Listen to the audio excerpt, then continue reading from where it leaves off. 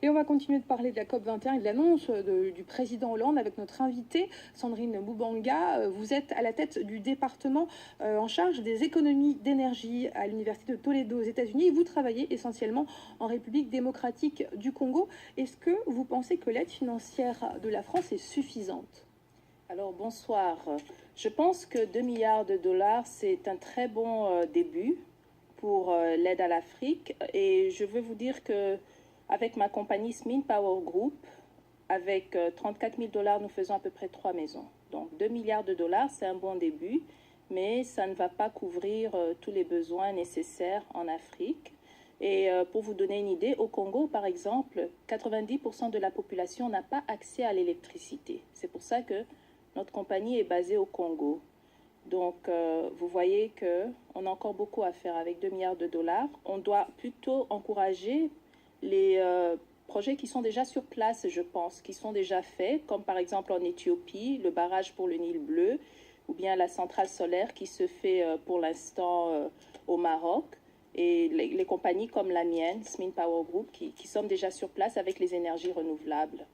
Est-ce que justement en République démocratique du Congo, vous travaillez, la transition énergétique est en marche et est-ce qu'il y a quand même des limites à ces projets, à cette transition énergétique pour l'instant?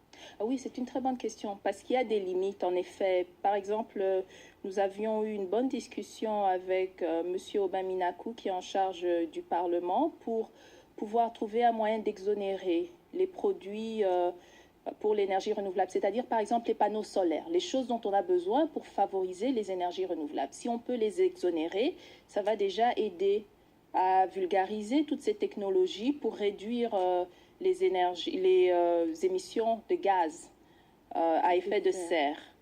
Donc, il y a ça, par exemple, il y a sur le plan de vue législatif, et il faut aussi des mécanismes de financement. Par exemple, créer un marché pour le crédit carbone, créer différents types de marchés de ce sens en Afrique pour un peu récompenser les gens qui utilisent les énergies renouvelables. Comme ça, une compagnie, par exemple, qui produit trop de pollution en Europe a besoin de trouver de l'énergie renouvelable quelque part et en mesure de l'acheter en Afrique. Donc, il faudrait un mécanisme de financement de ce genre pour faciliter ce genre de marché aussi. Merci beaucoup pour toutes ces précisions, Sandrine Mougamba. Merci beaucoup.